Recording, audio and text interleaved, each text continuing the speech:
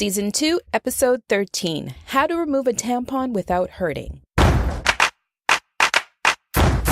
Nina is the host of the Keep It 100 Girl show. Keep It 100 means keeping the conversation real and true with no filters.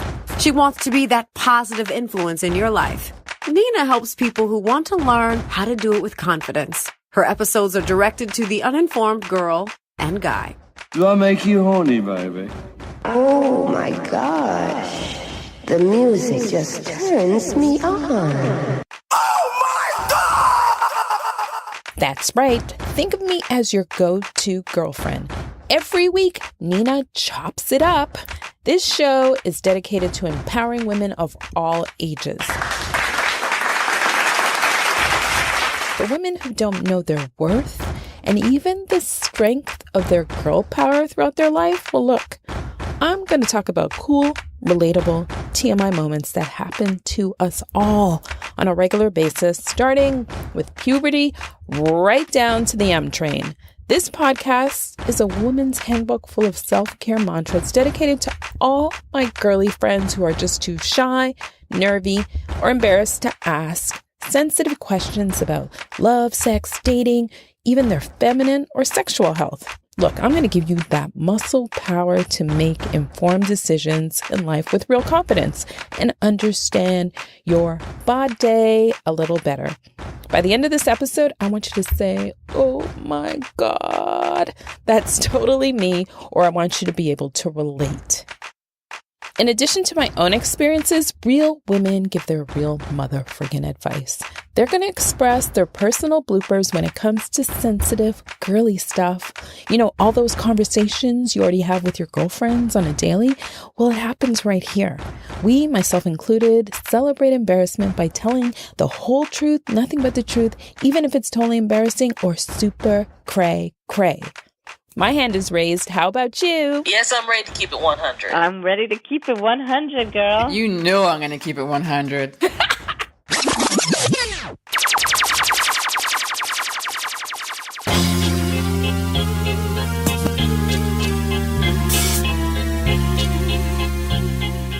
Whose mom was a firm believer of thick, and I mean thick, capital THICK, pads? I'm really not embarrassed to talk about this. And this week's Nina Juice, I have several personal real-life bathroom episodes with how tampons work, or sort of how, but kinda, but not really. Until we become that seasoned pro tampon user, there's a bunch of girly snafus you're going to experience along the way, and I'm here to tell you about them. But it all starts with this. The more you know your own body and how you feel, the less scary it is. Stuff like sex, menstruation, and everything down there, your lady bits, and all that mischief is totally natural. Don't feel embarrassed about it. You're not alone. I mean, you thought you were the only one that had made all of these mistakes, but after this episode, you're going to feel slightly less stupid. And if we all start sticking things in our vag, we got to know some tampon tricks. Back in the day, our mothers would purchase these giant, heavy-duty turbo pads. I remember vividly going into the closet and finding these stay-free pads. And I don't even know if they still have stay-free pads, but let me tell you this. It felt like having a grown-size mattress in between your legs and your underwear. So until you start doing your own shopping, you get your own money, perhaps, or maybe it's that girlfriend that just slaps it in your hand, you really start paying closer attention to tampons and the usage. Because your mother tends not to make mention that they even existed when your whole period life begins, until you're really old enough to do it on your own and buy your own stashes. I credit my high school buddy for slapping a tampon literally in my hand while we were hanging out in my bedroom, and these were her exact words. She instructed me to start using them. and no further instruction. Which leads me here. I'm going there. Yes, I'm going there with my own real life tampon tips and tricks. Because I always wondered why it was uncomfortable to sit after inserting a tampon.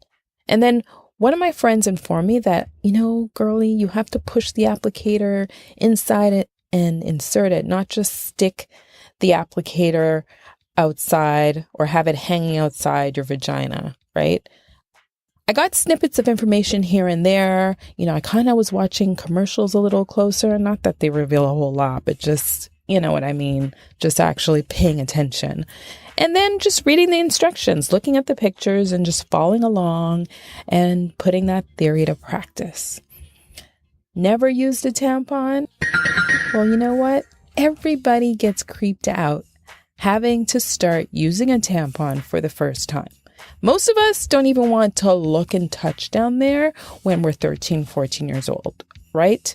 Relax. At first, shit down there does look scary, especially when no one has explained anything to you. It's not going away though. And from this point onwards, you need to get to know your vag. Tampon tip number 1. A mirror and a good light makes for a very, very good introduction.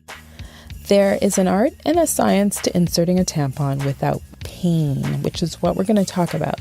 So for all you pubers, which I call those girlies that are on the verge of puberty or going through it and it's knocking on your door, first timers and you veterans that are listening, here's some real talk on what to expect. And for you mothers out there trying to have this conversation or can't have this conversation because you're too embarrassed, let your daughter hear this episode, and hopefully this will be an easier dialogue for you to have.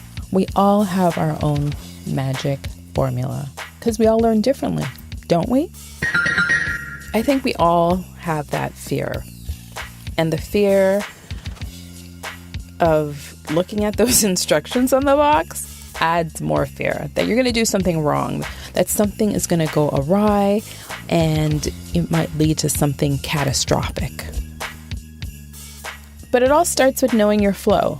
I mean, don't you hate that bloody feeling of Niagara Falls in your bits every time you sit up, cough, or sneeze when you have that tampon inside?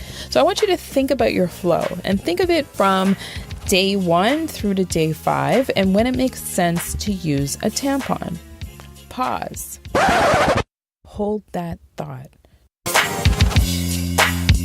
During your cycle, there are certain days to use a tampon, right?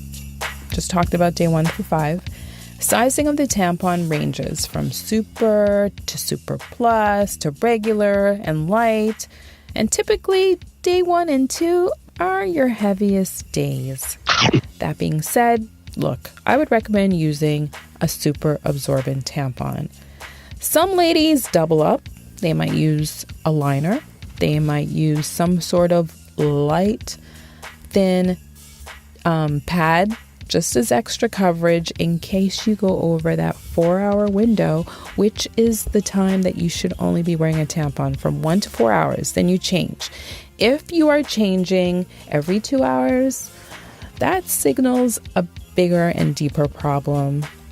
So you might want to visit your doctor if you're bleeding that much. Tampon tip number 2. Don't ever want to use a super or super plus tampon, and I did this myself, that's why I'm telling you guys, on day 4 and 5. And this is why. You tend to have less bleeding on day 4 and 5. And you're tending to get a little drier inside your vagina. So pulling out that super or super plus is like pulling out, how could I say this? Pulling out a cork from a wine bottle, if you get what I mean. Your blood flow is less, so you don't need as much absorbency come day 4 and day 5. And naturally, if you have a shorter period cycle, then you would adjust those dates accordingly. But if your tampon gets stuck, there are times where, look, I've just had to kind of pee it out and then remove the tampon. But it made the removal 10 times easier by falling or sliding out. Day 5 to me is considered the drip drop days. So a panty liner, or in addition to the panty liner, you could use those light, super thin tampons to manage those unwanted surprises.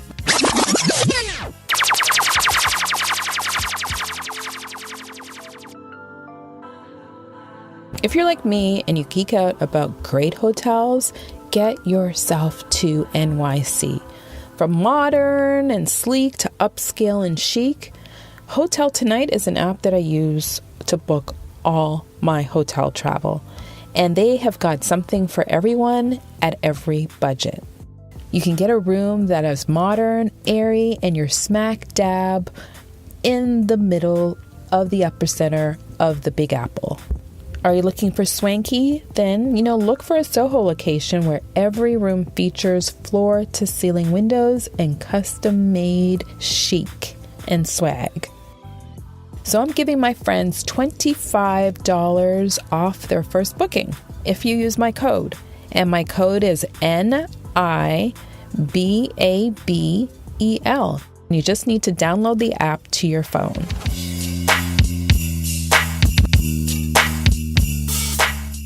Man, that hurts. So on day 3 to 5, pulling out a tampon, people, is a little trickier. Your vag, like I told you earlier, is a little drier at the end of your cycle. That's exactly how it feels. That slow, then pop, and then exhale feeling.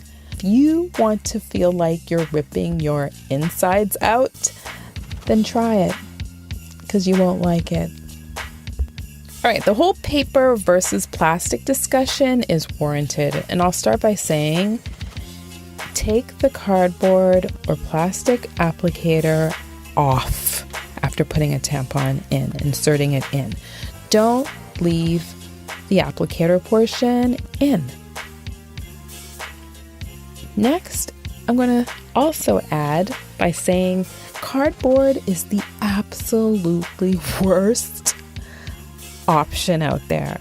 And to all my eco-friendly, conscious, power to the people, gorgeous beauties, look, I'm going to tell you, the whole purpose of plastic is that it just glides in due to the rounded edge of the applicator. Cardboard has no rounded edges, ladies. So I'm telling you this, it literally feels like a board. And furthermore, you can't really get past your first knuckle without freaking out or backing down. Let's keep it 100.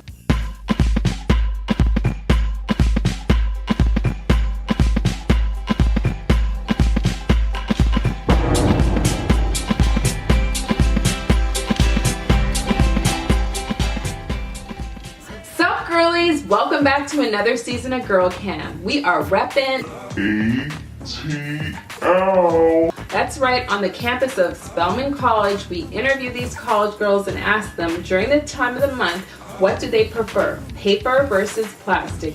You know how it is, there's an art and a science to putting it in and out. But let's hear what these girlfriends had to say in 3, 2, 1. Paper versus plastic. Plastic. And why do you prefer plastic over paper? That my mom didn't tell me. Feel like it's just more maybe durable. Like you can reuse it over and over. Yeah. Paper or plastic? Plastic. And have you ever tried paper? Isn't that the Tampax one? Uh-huh. I don't like it. Like my first try, it was just cardboard, and I didn't like it. Right. So plastic. Plastic, it's just easier and Glide. yeah, it just goes. It's just easier and convenient. Okay. My mom taught me to use paper, but I'm more of like a plastic. Yeah. And who taught you to use the plastic? My friends. They did? Yeah. They were like, it's so much easier. Like, it's so weird just having a pad on you. So, yeah. So when you use a tampon, do you use it from day 1 through 5 of your cycle, or you just use it on day 4 or 5, or use both pads and tampons? Well, at night I use a pad just in case, because I don't want to get you chat or anything. Yeah, so stuff like that. But for the most part, I wear a tampon because it's just don't know. You know, when it's not heavy, then I wear a pad or a panty liner, but I mostly wear tampons. It's just more convenient and it's more comfortable. Yeah. It's like I have a diaper on. Yeah, right. Yeah, plastic. Took me a minute. I was like, what? And why plastic? If you had to tell somebody to choose plastic. Like the applicator? Mm-hmm. Because they slide in easier. They're more comfortable. Have you tried paper? Yeah, and they're not comfortable. Right. Is that what it sounds like? I don't know. I just imagine it because this paper, I don't know. It feels so, I don't know. Just during that time of cardboard. It's like cardboard. Yeah. That's not comfortable at all. Yeah. It's true. It hurts. Yeah. Especially if you don't have it in the right way. Yeah. Yeah. Plastic. Have you tried paper? Yes, only when I absolutely have to, and there's no other options, no pads, but I don't like it. It just feels, I don't know, absorbs things it doesn't need to, so no. Yeah. No thanks. And who exposed you to tampons? TV, I guess. I mean, my mother passed away when I was 9, which is technically before my period, so, I mean, I've always known what a tampon was. It wasn't something I discovered when I was 12, so. And then the usage of a tampon, you did your own research, or someone helped you with that? I used to read books on female anatomy when I was like 6, so I figured it out. Okay. But yeah, I guess I'm a bio major. So right. I don't know. Yeah, that, I guess it was self-taught. Figured it out. No one demonstrated for sure. But right. Yeah. Sup, girlies? Did you learn something new? Did you relate to any of those stories? Do you know a girlfriend who could use that information? Or was it just a refresher course? Either way, subscribe to my YouTube channel so you don't miss the juice on next week's video. Peace!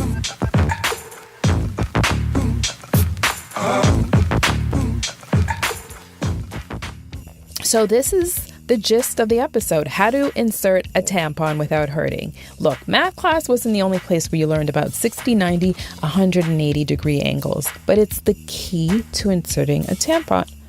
Because look, coughing out a tampon isn't cute as you're walking. It isn't a good look, and you know what? It's going to change your mood in a second. Whether it's lying down or being in a sitting position with your knees up and humped over the toilet, in the first 3 seconds, let me tell you, the slightest wrong angle will give you the unwanted nip, whether it's on the inside or the outside, especially, again, if you're using that cardboard applicator.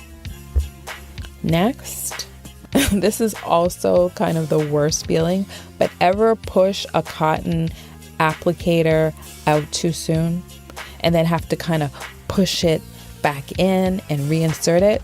It doesn't work. You end up having to throw it out.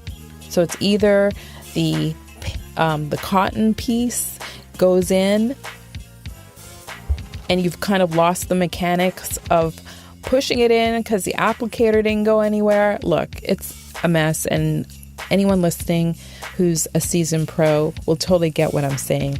But if you don't, just know that if you end up with the applicator not going in, but the cotton piece going in, or the opposite, just throw it out. It's not even worth saving it, or reusing it, or recycling it, or reinserting it. And even worse, this always happens when it's your last tampon, or the only option is using cardboard. Because let me tell you, it hurts. So I would tell girls out there, don't aim straight up, right? You want to point it back at an angle, a little towards the back of your vagina, like a slight, for me, it's always like I bend my knees, kind of crouch at a 45-degree angle, and then just insert it. Or I sit on the toilet, insert it there. Tip number 4, I haven't personally had to, but using lube or coconut oil at the end of the tampon might also help from avoiding the abrasion, especially if you're using cardboard. First timers, this episode was really for you. But lastly, being a virgin, let me tell you, there's no association between being a virgin and inserting a tampon. They have nothing to do with each other. And if you were raised to believe that only sluts use them and it was unacceptable, your mother, like every other mother out there, uses this scare tactic to scare you straight. And that's exactly what it is. Let me say this another way. Inserting a tampon is not the equivalent to having sex. It doesn't feel like sex or what he would feel like either. One of the important things is to relax, practice, and find that right size of tampon that fits. If you're tensing up, it's because you're scared and you're uncomfortable, and that's totally natural. It's going to happen. Even as a seasoned pro, it's going to happen. But next time you're in the shower, just try sticking your finger in, maybe just trying to understand the sides, width, and how comfortable and tense you are, or even if the shower makes you comfortable. This will help you get more of a better understanding of yourself and helps you figure out what angle works best. I remember taking some time personally just to read the instructions and look at the pictures ad nauseum, just to make sure I found what was comfortable for me. If you're a virgin, a tampon may cause your hymen to stretch or tear, FYI. And a hymen is a thin layer of tissue that will be broken at some point in your life, either from a fall, masturbation, tampon, or just sex. And if you want to look up hymen, it's spelled Hymen. So it only happens once. It sucks, it's a little sore, and it's never an issue again. But it can be a pain the first time you start using tampons. So I encourage you to do some research and it will help you be more comfortable. Next, I want to talk about the string. Look, don't cut it because it serves a purpose. When it's time to change, you're going to pull and yank that string gently to remove the tampon. And usually, you want to tuck the string up between your pelvic region or even your leg to avoid like when you're peeing, so it doesn't get wet and you just don't have to engage your hands with a wet string, if you know what I mean. Lastly, we're going to talk about healthier options because this wasn't available for me. When it comes to feminine care and your reproductive health, Girlie Nation, there are a lot more healthier options of tampons that are now available. So brands like Lola, 7th Generation, L Organic, Natura Care, The Honest Company, and Cora are revolutionizing our menstrual health by offering products designed by women and made for women. These are organic cotton tampons with BPA-free plastic, which is a healthy must-have for every girl starting her period life. In the Cosmopolitan article that is called The Best Organic Tampons and What You Need to Know About Them, Dr. Nita Landry from the show The Doctors says, look, there's no verifiable data proving that organic tampons are any safer than regular tampons. So, however, with that being said, she says if you feel your experience is less vaginal irritation when you use organic tampons, then go for it. Because the main difference between your typical store-bought tampons and organic tampons is the non-organic tampon will contain non-organic materials. So it's rayon, chlorine, bleached cotton, FYI. And these are used to absorb high amounts of menstrual blood and really control the smell of blood when it comes in contact with pee, and naturally blood smells when it dries. Organic tampons should use 100% cotton, and they haven't been exposed to pesticides, dyes, and toxins, so that's the key difference. However, Dr. Fitch from this article does point out that organic doesn't mean all natural and free of chemicals whatsoever. If you want to dye-free, not just chlorine bleach-free, as most organic tampons are, make sure to research your product. So I gave you like at least 5 or 7 options to research. and make sure they're just not slapping that organic sticker on the box as a marketing tool or gimmick. Tip number 5, if you're scared of yourself down there, of your mischief, then that's the first thing you should address and what you're putting inside. Menstrual talk. You know your body best. Stay away from those super-sized tampons when you're first starting your period, because it's going to make you scared of tampons for years. Start with a variety pack, small, regular, super, super plus, experiment, and then graduate to the next level. By practicing, I know it sounds weird, but it helps, getting them in comfortably. Also, now you have different types of tampons. You have tampons for teenagers, you have tampons for active girls, if you do sports, which is so cool. So you don't have to worry about that kind of anything showing. It's designed for, I guess, when you're wearing sports clothes. I've never used it, but it's out there.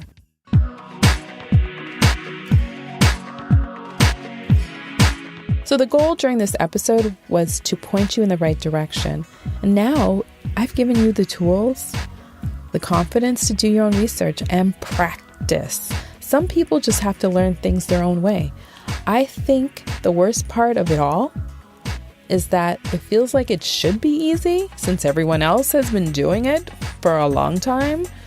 But as you can see, you are not the only one, and I am not the only one with this struggle. The key is to get comfortable with yourself first. Just go gently. It may take hours, it may take you months, but the important thing is to go at a pace that you feel comfortable. And it could be nerves that you aren't relaxed enough, or maybe you just grew up in a household where you were taught to believe that anything associated down there is untouchable. Are you still terrified of tampons or consider yourself a pro? Then you know what? You need to do 2 things. Thing number 1, reply to this episode, or you can email me directly at nina@ninababel.com and tell me what you're still struggling with, or what is that question you still have, that burning question that has not been answered. Even if it's something really, really small, don't hesitate. Thing number 2, why not take this to the comments and let's brainstorm together. If you enjoy this podcast, like or share it with your friends, and head on over to the Keep It 100 Girl Facebook page so you never ever miss another episode or the conversation. In case you missed it, if you are struggling not to be in a layaway girl situation that's making it harder and harder to move on, the 100 Tribe wants to hear more about it. Check out episode number 10. Well, that's my reel. Don't forget to subscribe or leave a review on iTunes. I'm signing off. I keep it 100. I keep it real and true. Smooches.